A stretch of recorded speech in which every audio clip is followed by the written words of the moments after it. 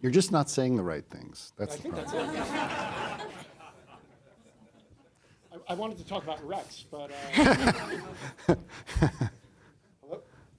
Hello? All right, well, I'm going to shout for now and really apologize for that. And it kind of ruins the jokes that I was going to open with. It works now, miss. It's working now. It's working now? Yeah. The one that's actually on me? Just use all three.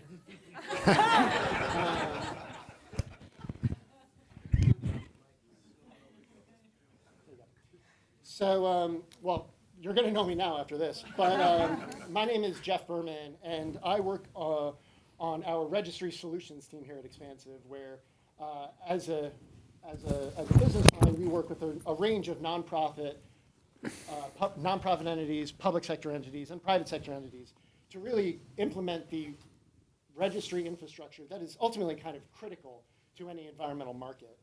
And we've put together a panel here today to discuss really the market that, depending on where you sit, is either kind of looming ominously in the background or is just front and center in your day-to-day operations. And that's, of course, the UNFCCC's Article 6. What started off as just kind of a broad framework for governing the cooperation between countries such that they could meet their nationally determined contributions.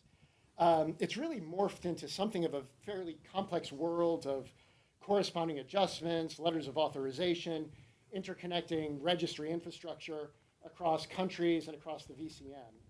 And while there's a regular stream of announcements about new deals, new partnerships, developments, it still feels like we are in, again?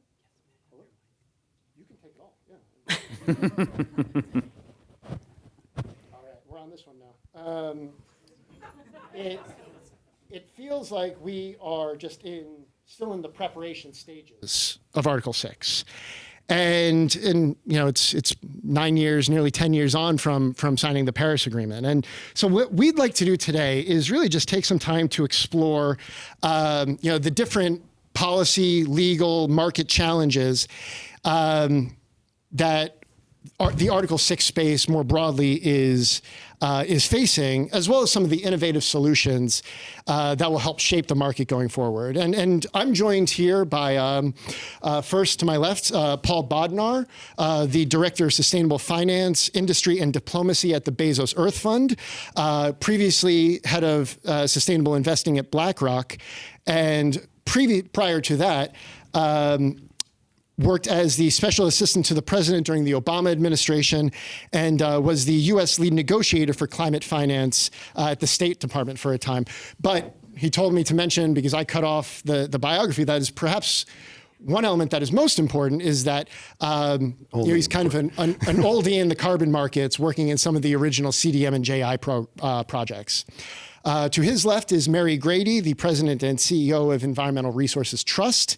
And in this capacity, she is the executive director of the American Carbon Registry, as well as the Architecture for REDD Plus Transactions, a jurisdictional REDD Plus crediting program that launched in 2018. She also serves as the vice chair on the board of AIDA, is on the board of the ICVCM, and serves on the steering committee for the World Economic Forum's Natural Climate Solutions Alliance. And last but certainly not least is Hania Daywood, the manager for climate finance and economics at the World Bank. And in this role, she leads a team to deliver climate analytics and diagnostics to inform climate policy, both internationally as well as at the national level, and to support client countries as they begin to implement carbon markets. Prior to this, she was the climate business development manager at the IFC, which is, of course, the World Bank's private sector arm. Now, we're sitting here less than 2 months away from the COP meetings in Baku, so that's kind of front and center for a lot of us. And really, I just first want to start with Paul. There is in my view, a bit of a familiar pattern when it comes to COPs, where there is some progress on Article 6 in the COP negotiations, but is sometimes overshadowed, but I would say are some perceived setbacks in the negotiations. And kind of recognizing that was many moons ago for you, but as a former negotiator, I would love for you to just kind of set the stage a little bit and tell us just how does the sausage get made when you're in these negotiating rooms? Thank you, and thanks for the invitation to be here. I think that what you're seeing play out in the Article 6 negotiations is an echo of a set of choices that were made around the time of Copenhagen in 2009 about whether there should be an international negotiation or not on the question of carbon markets. And at the time, there was a bit of a debate among countries about whether one should ask for permission or forgiveness if one wanted to develop crediting systems that could be linked, right? The CDM was obviously a centralized system with a centralized registry and centralized issuance, and that worked pretty well for the most part. But then, the EU was getting going with the EU ETS, and nobody really knew what would happen in the United States. I mean, the EU ETS was well underway, of course, by that point. And I think the EU felt that it wanted the UNFCCC's license to operate and wanted there to be international rules. Obviously, there are certain things like corresponding adjustments that do need to be figured out, otherwise you have real problems. But the debate was, do we need everything else? And what happened was a kind of very, very messy situation where you had a small number of proponents for this stuff led by the EU, a set of countries, which probably included the United States, saying, we'd rather ask for forgiveness rather than permission. And then a number of countries that took advantage of the fact that the EU had asked for permission to create a complicated negotiation involving something called non-markets. Anyone here ever sit through a negotiation about non-markets in the context of markets? Well, I'm still waiting to understand what non-markets are. So look, I think I wouldn't call it an original sin of this question of permission versus forgiveness, but I think like everything that we've gotten to today, the fact that this was the only thing that wasn't agreed as part of the Paris rulebook back in 2018 continues. Now, what I don't know the answer to is, why is this so much harder than everything else in what was already a very hard Paris Agreement negotiation? But I think part of it is that on the demand side, there hasn't been enough impetus, commercial impetus for countries to really want to see this stuff ironed out, right? And yes, you've got more and more of the world covered by carbon pricing, and that's great. But if there were enough major powers who really wanted to see this sorted out, besides the EU, it would have been sorted out, and it hasn't been. Yeah, and there's a couple of things I want to come back to in a minute, but sort of mentioning, getting the demand side up. One thing that we kind of heard this morning, Hao from Morgan Stanley was saying, like, look, there's kind of a degree of risk that you need to be willing to shoulder in order to engage in any market. And, kind of thinking about not your role as a negotiator, but kind of having worked in the private sector, having worked at a philanthropic institution, how can you begin to address that risk such that deals start getting made, not just, kind of like one-off deals here, but like kind of en masse? Well, I guess risk is a complicated thing in transactions. You can peel away lots of different kinds of risk. I think if I can riff on this a minute, I think never has more ink been spilled on a market so small as the voluntary carbon market. Right, it was less than 2 billion last year, which we all lament. The wetland mitigation banking market in the United States, which most of you may never have heard of, was $8 billion last year. So the only way that market is going to grow to scale, in my view, in a way that attracts large financial institutions at scale, is if some sort of a grand bargain is done involving net zero transition plans for corporates. So this may or may not be something you guys follow if you're carbon market focused, but there is now a regulation in the EU, the Corporate Sustainability Due Diligence Directive, which I'm sure everyone has tattooed on their arm, that requires companies that are larger than 450 million euros of turnover to write and implement business plans aligned to 1.5C.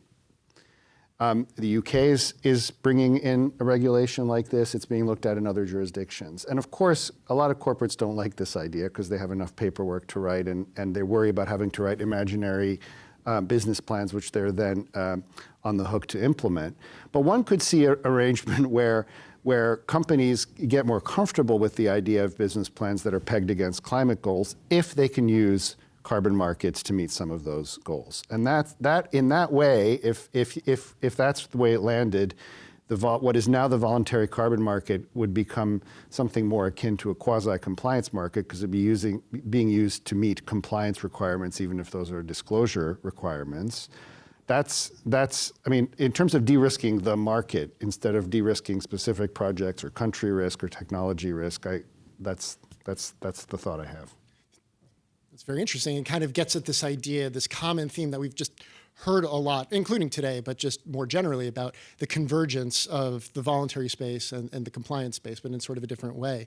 And this is probably a good intro to Mary, where, you know, thinking through this complicated landscape, I mean, there's just so many quotes I've gotten in the last 2 minutes. But, you know, what is the role of the independent standards within the context of Article 6? Because there's certainly a lot of gaps that it could fill. Sure. Well, taking a step back, I think it is also important to kind of just frame more broadly why everybody cares about this and why Article 6 is so important. And the global stock take that was released last year told us that we're 24 billion tons, even if countries fully implement their NDCs, which is not happening, and they're on track, we are 24 billion tons short by 2030 of achieving the Paris Agreement climate targets. And 24 billion tons is more than the combined annual emissions of the 5 largest global emitters in the world. So it's a huge gap, and there's no way that we're going to fill that gap without markets. We're not going to get there, right? And they're efficient. They're, you know, all the things that we all know, the reason we all like them. They're scalable. They're available immediately. We're getting closer and closer to 2030. So Article 6 is that bridge because it has the 6.2 mechanism where either countries can bilaterally cooperate or carbon clubs can form. And there can be cooperation among different countries to help achieve NDCs at lowest cost and increasing ambition. And there's been a number of studies that have been done on this, and the numbers are phenomenal in the trillions in terms of how much money can be saved and how much additional ambition can be reached with markets. But we need to also think about how long it takes to set up a market. And so if a government were to start today and say, we want to set up our own carbon crediting program and start writing the standards and the methodologies and set up the registries and have the infrastructure in place to do that, you know, we're at 2030 now, right? And so independent crediting programs like the ones I manage and others, we're available, we're here, we're now. We're already approved by CORSIA, which is the first global compliance market that set rules for looking at how do you know that you're a high quality crediting program? How do you know that your rules and methodologies are in place and you have all the safeguards? So we're already operating to global compliance standards. And so coming in and working with countries and saying, hey, look, we can help you. We can be the basis for your crediting for transactions under Article 6.2. We're also available if you want to set up a domestic compliance market that includes carbon credits, and you want to use us to help with that, the way that we do in California and other states. So there's a broad range of options where we can immediately step in and be available and help the governments to do this in a way that works for them, where we're not losing time, right? Without them having to spend time and resources to set it up themselves and then have it, everybody's, you know, a patchwork of different things. And what they really need to be focusing on is, you know, setting and implementing their NDCs, right? And figuring out how they are going to transition their economies. I mean, this is a big challenge we have, looking at the energy transition, for example. So that's what they need to be focusing on, not trying to figure out, you know, how to set up a carbon crediting program. Yeah. And I mean, it feels as if this is almost getting lost in a lot of the discussion and the words on the page that, look, at the end of the day, like, methodologies are hard to write, you know, and it takes subject matter expertise in specific sectors in order to do so effectively. And, you know, kind of building on one thing that you mentioned, because you kind of spoke about Article 6.2. And while we are hearing about different agreements, different partnerships, different carbon clubs when it comes to 6.2, it still feels like there's a bit of confusion around the requirements of Article 6.2. You know, is this something that you're seeing at either ACR or ART? And, you know, where is that confusion? What impact is it having? The one big point of confusion that I'm seeing is a confusion about the requirements of the Paris Agreement related to what you have to do under Article 6.2, the various steps and the kinds of reporting that have to be done, and conflating authorizations and a government authorizing an internationally transferred mitigation outcome versus actually reporting a corresponding adjustment to the UNFCCC. These are different things. As a matter of fact, you have standardized draft templates, and this is what's still did not happen in Dubai, is there's some bit of a kerfuffle about what has to be in these templates for reporting. But it's really, I mean, the fact that there are draft templates that were agreed in Sharm is a starting point. And so a government has to first authorize this transfer, right? So they have to say, we allow a certain number of emission reductions to be transferred to another government for these purposes. That's a letter, a standardized letter, right? You need that letter. That letter currently exists for a number of different transactions that have been reported, but not all of those authorizations have been reported to the UNFCCC. So that's an actually official step. There's a centralized accounting and reporting platform, the CARP. And you can go there, it's on the web. And when you go there, you can see that, you know, at that initial report, which is where countries formally authorize the transfer under 6.2, there are only 6, right? But we've heard of many more than 6 of these kinds of authorizations in the market. They're not really authorized until they've been reported to the UN. So when you see an auction happening for ITMOs, the first question you need to ask yourself is, are they ITMOs? If I'm going to go out and buy these things, if I go to the centralized reporting platform, are they there, right? Then there's the next step is actually reporting a corresponding adjustment. And when you're reporting a corresponding adjustment, that's another step where you have to submit lots of different types of documents to the UN, but the formal document is in your annual report. So an annual report is submitted where you talk about the adjustment, the volume, the transfer, the use, all these different pieces. That's only one country has done that now, and that's also on the CARP, and that's the government of Guyana. So now that Guyana has reported that corresponding adjustment, those credits are available in the market. The risk is not there because they've already reported the adjustment.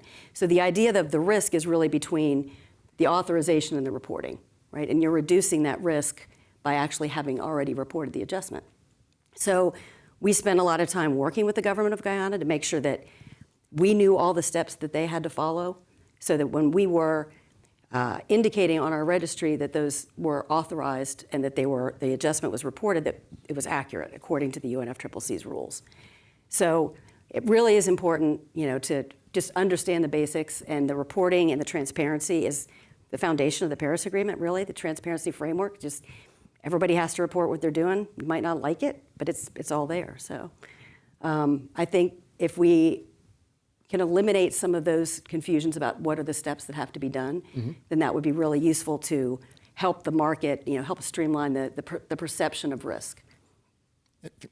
Very interesting. And now, let's kind of talk a little bit more about kind of the countries, and which is what a lot of this is about. And Hania, first, could you just kind of introduce the PMI initiative? Because there's some very interesting things that are going on there. Yeah, thanks. Is this working? Yes. Yeah, a lot of you here may be wondering why on earth is someone from the World Bank sitting on this panel.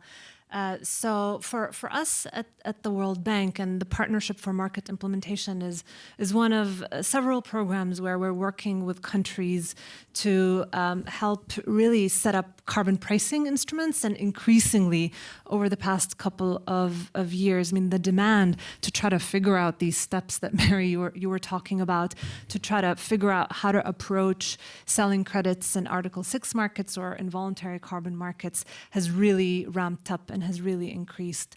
So the Partnership for Market Implementation program, we have several pillars in this program. One of them is country advisory services focused on what we like to call Paris-aligned carbon markets, which covers domestic carbon pricing instruments such as ETS systems, domestic carbon crediting, carbon taxes, and Article 6 capacity building, and as I mentioned, increasingly support on really figuring out how to engage in voluntary carbon markets.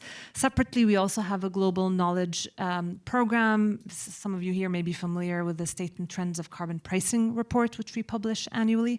And as of last year, we've been publishing State and Trends of International Carbon Markets. And again, all of this is because the demand from our client countries, emerging markets, and developing economies to really understand this very complicated space has been increasing. And then lastly, in the innovation program, we're really looking at how technology can address some of the solutions or some of the issues and challenges in markets, especially along digital MRV technologies and open source registries for countries. So that's a little bit the gist of what we do in the Partnership for Markets Implementation. All right, so I want to get back to the technology. This is Xpansiv, so we will be talking about that. Not yet, though. But you know, for a lot of us who kind of came from what we are now calling compliance markets, but I would say, you know, kind of California, RGGI, EU ETS, I think we appreciate the insane complexity of implementing a market like this, and just the number of pieces that need to fall into place. You know, political will, number one, but, you know, kind of like firm policies, legal support, digital infrastructure, a body of law, and really, I mean, just kind of like educating market participants. You know, from the perspective of the bank, you know, are there any kind of specific pain points that you're finding when working with countries? I mean, a lot of it depends on which instrument or policy we're talking about. I think when it comes to carbon pricing, especially domestic carbon pricing instruments, I would say the one pain point on this is the political economy of carbon pricing. You know, at the end of the day, I mean, especially in developing countries, most developing countries see the imposition of carbon pricing as a tax on consumers, as a tax on firms. So I would say, I mean, this is, and put aside the infrastructure, the complexity. We just published a report on carbon pricing in the power sector and emerging markets. The power sector is highly regulated. So even where you decide to price carbon at the generation point or the distribution point or the end consumer point really can be very, very complex. But put aside this complexity around implementation, I would say the most complicated or the challenge that is faced in emerging markets is around political economy and really communicating to the end consumer, you know, the benefit of instilling carbon prices in the economy. And there are some good lessons learned. I mean, Ireland, Germany, there are some really good examples of how revenues from carbon pricing were used in the form of rebates or to reinvest in renewable energy. But I would say this is where we face, especially with lowest income countries, and that's why actually the gravitation from those categories of countries is more around carbon markets as a channel for climate finance. So even if I look at the countries or the pipeline in the Partnership for Market Implementation, you're seeing middle income countries asking us for support on design and implementation of ETS systems like India and Brazil, but the vast majority of sub-Saharan African countries are coming to us with support and requests for carbon markets engagement. That's very interesting, because, you know, you're kind of hitting on a few things that really stick out for both Europe and California, which is like, look, you know, like this is a revenue gap that is being filled here, and it feels like there's actually not a whole lot of discussion there, at least in a lot of public forums, as well as sort of this idea of a carbon market or a carbon crediting scheme, at the end of the day being a financial tool, a way to get something, just kind of like bare bones carbon markets 101. And,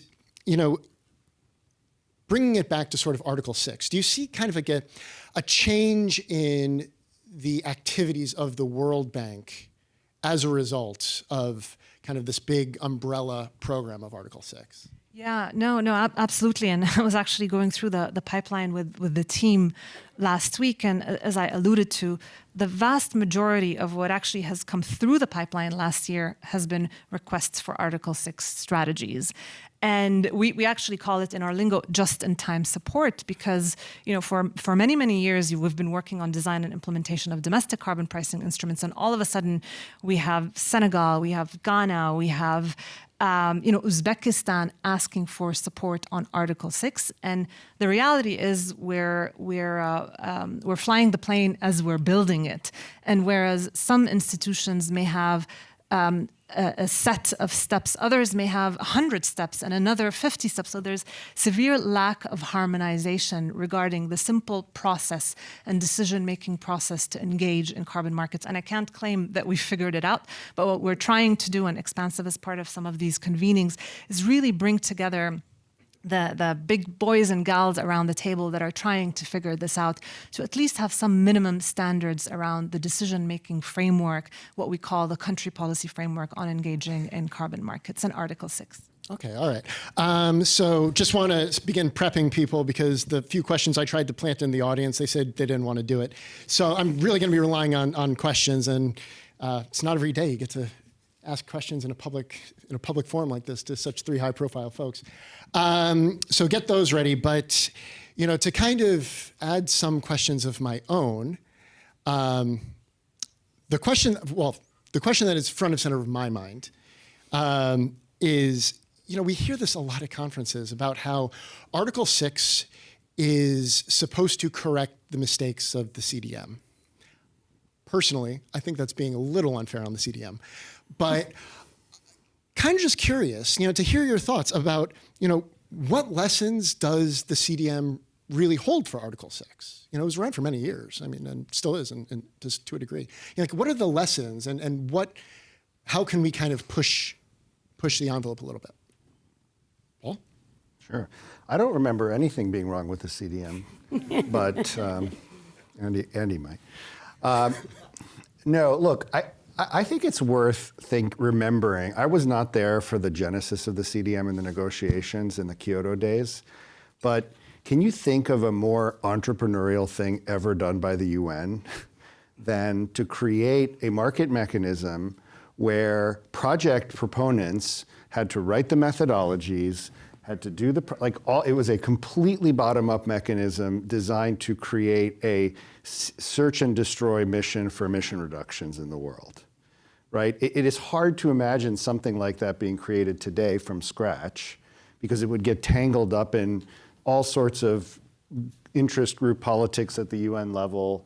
It was a pure market mechanism. And yes, it had its flaws, but it was incredibly effective in those early days in finding the biggest, cheapest emission reductions on the planet, which was its job. And those happened to be in China in HFC 23 and N2O, and they were in India. And that was the point. The point was not to achieve an equal distribution of projects across, and it was ham-fisted in certain ways that we would do differently today regarding certain things related to maybe project community engagement and things like that. But it was a remarkably forward-leaning instrument, I think, for its time. So I think the challenge for the negotiators of today is anybody capable of creating an instrument like that, learn from some of the lessons of moving pretty fast, especially in the early days. But the urgency, it's hard to imagine a mechanism that is better suited to the urgency of trying to deal with the climate crisis than to say, let's come up with something that incentivizes. I remember I used to work in in CDM. I would be in a third-tier Chinese city that I'd never heard of, going to visit a coke dry quenching project in a steel plant, and I'd run into two of my competitors at the airport, right? Who'd flown in from London or from New York, right? Because people were out there looking for these investment opportunities. So that's kind of like the spirit that I think would be nice to capture again and not get too tangled up in the bureaucracy of the UN. Mary, it looks like you have something to add.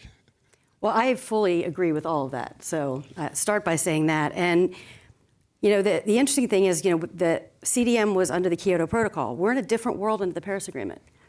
We're in a world where all countries have NDCs. All countries have commitments. And so I think there was a lot of learning, and some of the improvements overall, not just to the CDM, you know, is that kind of global approach. We're all in this together. You can make your own commitment, but everybody needs to have one. The fact that Article 6 exists and that there's a continuation of a market approach is absolutely fundamental. There was, one of the lessons I think was that there was having that centralized approach, there's a bureaucracy associated with that. And that just required time. And so 6.2 was introduced as an alternative, right? So now you have a kind of a bilateral option. And there's also 6.4, let's keep that, you know, let's make it better. And then, you know, there's just some of the nuts and bolts, like, you know, CDM didn't include forestry or nature-based solutions for some ideological reasons that hopefully we're getting beyond. Because we need forests, we need everything, right? Mm-hmm. We need reductions, removal. So I think because we have progressed in terms of markets and learning, Article 6 overall is much stronger and better because of that, and it's more robust to allow options and flexibility. So you know, hopefully Article 6.4 and those rules and modalities will be codified sometime very soon, so that those projects that are transitioning can continue, right? I mean, it's been hard, I think, for the investors to see those investments stalled and not understanding what the path forward is. And we need all the action we can get. Yeah, it sounds like what you're trying to say, there's a bit of a sweet spot when it comes to bureaucratic oversight, where you know, you want things to move fast, but integrity to the system is still a primary concern. And you know, I guess there's some journalists in the room, but you know, the UN is a pretty bureaucratic organization, kind of at baseline. So working within that system is what we're all sort of trying to do. I mean, Hania, you know, as is the World Bank, but maybe just so fully agreed. Maybe one thing I'd add is the CDM system was a project by project approach, and therefore didn't have the opportunity or the potential to scale. I think the Paris Agreement and the fact that countries have NDCs and markets can be used to meet NDCs, I think provide an opportunity to scale, especially if we allow for jurisdictional and sectoral approaches. That's very interesting. And Paul? Well, I was, if it's okay, I was just going to mention, because you each mentioned, you mentioned the role of finance, and I think that you know, you also mentioned that it's incredibly complicated, and it does. The carbon market does seem incredibly complicated until you compare it to the world of project finance or capital markets. And I think one of the underappreciated roles of carbon markets is to provide a kind of bridge from climate finance to carbon finance as more and more jurisdictions develop carbon pricing. And the World Bank has done some great work in this area through the pilot auction facility, for example, where you're trying to kind of create a seamless transition from, where the pilot auction facility basically creates a buyer of last resort for emission reductions. And so a project developer has a AAA rated piece of paper saying, I will buy your tons at a certain strike price. And you don't have to exercise that option if you're the project developer. So, but you can take it to a bank and say, look, this is the functional equivalent of a power purchase agreement, and get debt financing for your project, which is hugely important. So some of these ways that the bank has pioneered and others have pioneered to weave together project finance and carbon finance and climate finance, I think are really, really important in the next few years. And actually, Mary and I are working together a little bit on a jurisdictional or sectoral level version of this, the Energy Transition Accelerator, which is trying to figure out how can you incentivize developing countries to go faster than they would have otherwise gone in power sector transformation if you can somehow monetize the emission reduction benefits of going beyond business as usual, not at a project level, but at a jurisdictional level, which of course it's complicated. Well, I want to talk about the Energy Transition Accelerator, but that's the next session, so we have to leave. We have to give them something. Now, before turning it over to the audience, we're talking about markets here. I think probably the most important word in markets is demand. All right, and we're kind of sitting here. There's capital that is kind of flowing into the space, kind of at the project level, not necessarily at sort of the market, the traded carbon asset level, but capital doesn't seem to be leaving the space. And just kind of curious to hear you guys' thoughts on sort of what do you need to do to prop up the demand side a little bit more, such that this becomes more of a vibrant market, more of a financing tool, things like that. Mary, you're kind of front and center with some of the buyers. Well, not so much. But I think that we are seeing, as we're scaling up, for example, with the jurisdictional crediting for forestry under ART, we have over 20 jurisdictions that are now in the pipeline. And because we're seeing kind of those results at scale at a government level, that kind of, and the work that the bank is doing, did in the past to help grow that knowledge and understanding, that slots right into Article 6.2. And I think when you have kind of a seal of approval from a UN organization under ICAO, and you have demand, and there's the possibility under 6.2 to transact those, that's where you can also, I think we're going to start to see more scale when those things start happening and getting issued. But the clarity and the understanding of what the steps are, both on the country side and on the demand side. And the demand is, in cases, other countries, right? So. Yeah, so maybe three concrete things. And the umbrella term is just clarity on use case. I mean, right now there's no clarity on use case, period. One, on the voluntary carbon market side, there's a lot of confusion. SBTI is saying something. VCMI has its scope 3 flexibility. Companies don't really know what to do. So that's on VCM. In terms of Article 6.4, I mean, Article 6.4 has language around contribution claims by corporates. If there's a convergence between Scope 3 flexibility and Article 6.4 contribution claims, maybe that could stimulate demand.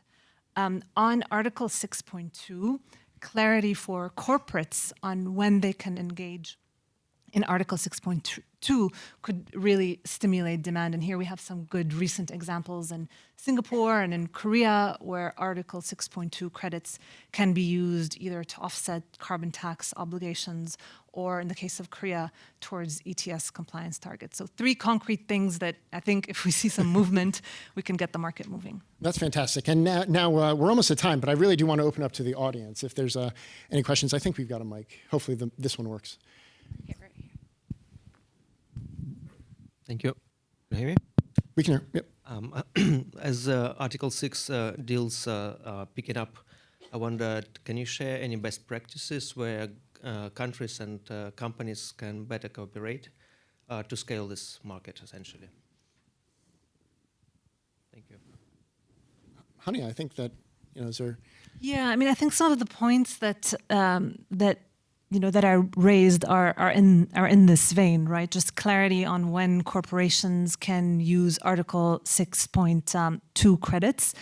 In terms of broader cooperation, I'll just share a couple of examples of some things that we're doing at the bank. So one of our pillars of our carbon engagement roadmap is to help our client countries generate, but also sell carbon credits. And we've been in the business of helping countries generate emission reduction credits for some time now, but because of the issues on the demand side, that's the jump that we're trying to make. So what we're really trying to do is co-develop solutions. So last year during COP, we launched the Carbon Action Forum, which has about 20 market participants, sellers of carbon credits from emerging markets, but also potential buyers. And really to try to figure out, okay, what are some of the hurdles and the bottlenecks that we need to unlock? What are some demand pooling structures that we can think about? So much of our approach at the bank in this space is really about co-developing solutions with partners, including with Xpansiv on the carbon markets infrastructure front. No, thanks. Any other questions? I thought I saw one right here.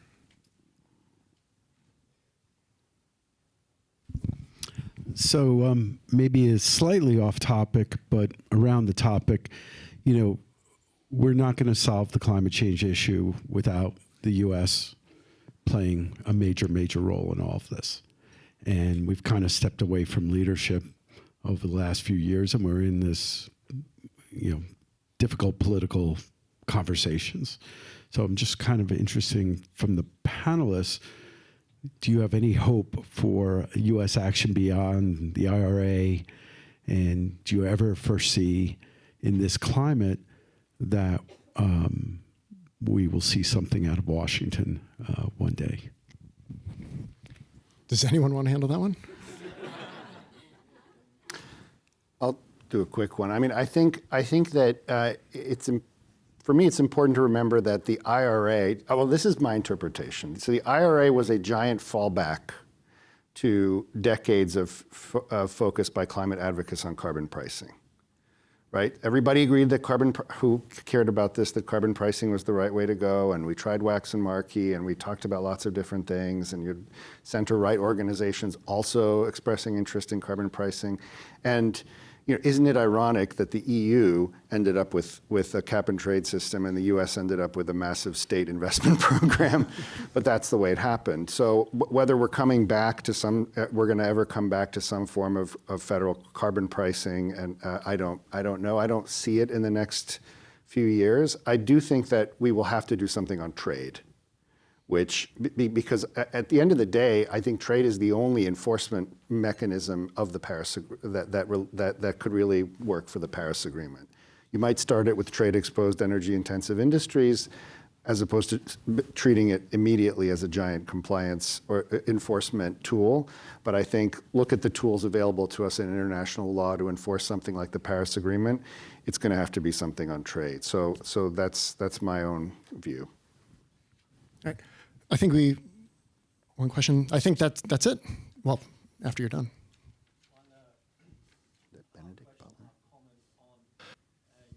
Yeah. If you want lessons learned from the CDM, I mean, CDM, and probably most are familiar, but in reality it was a zero-sum game, right? I reduced a ton in Mexico and I was allowed to emit more in Europe. So the real benefit of the CDM was that the project continued after the crediting period. And I think the lesson learned is that this is something where a lot of critics have still a heritage grudge against the CDM being, you know, at best a zero-sum game. At worst would be only reduce 0.7 tons in terms of additionality or integrity, but I get a ton that I can emit more in Europe. And so I think one of the lessons learned is it has to be super high integrity if it is a credit debit system.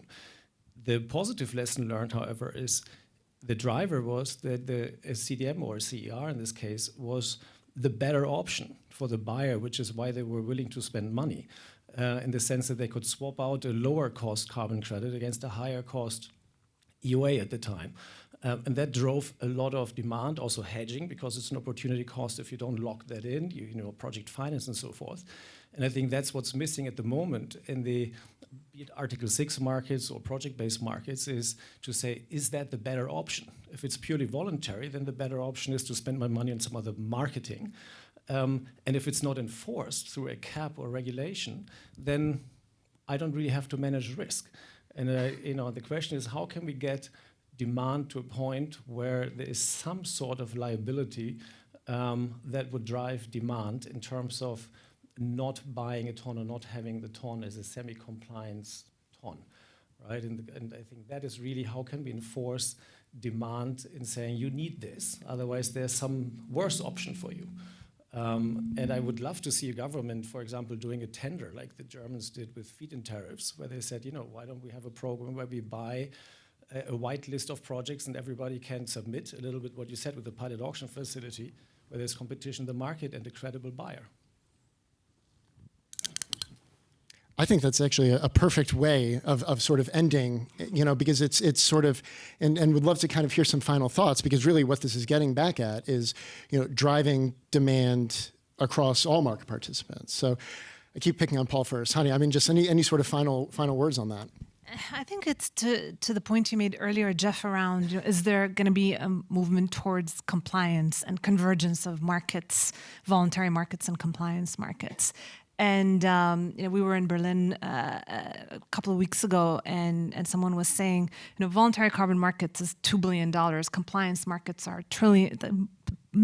Orders of magnitudes more. Why are we spending so much time talking about VCM? Shouldn't we be looking at ways to open up compliance markets, introduce credits into compliance markets? So final thoughts. I'm not saying that's where we should go, but once Uncle Sam says that's what you need to do, money moves. Mary? Fully agree, and I think it goes back to the point that Paul made earlier about how under some of these new regulations that we're seeing, they're just disclosure regulations. But under those, then, particularly if there's more clarity on the demand use cases that Hania mentioned, we could start seeing this not really being voluntary anymore, right? And that could help accelerate demand. And I also think that we have not done a good job in telling the story of the success of compliance markets. When you look at a market like California, where it was a scare tactic of don't do this, the industry's going to leave the state, it's going to cost taxpayers, it's going to be terrible. And in the first decade of the compliance program, emissions went down faster than expected, at a lower price than expected.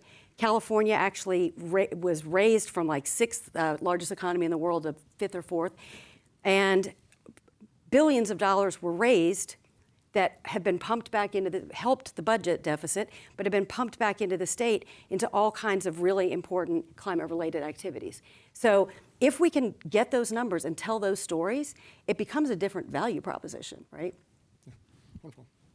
Yeah, exactly. I mean, I think the bridge from voluntary carbon markets to compliance markets is mandatory corporate net zero transition plans. Wonderful. Well, on that note, we are at time. I think that we are taking a brief break, but please join me in thanking all of our panelists here, and looking forward to the next one. Great job. The next session will begin in about 15 minutes, so if you guys want to get some refreshments and snacks, just step out into the networking area, and we'll be back in 15 minutes for session 5.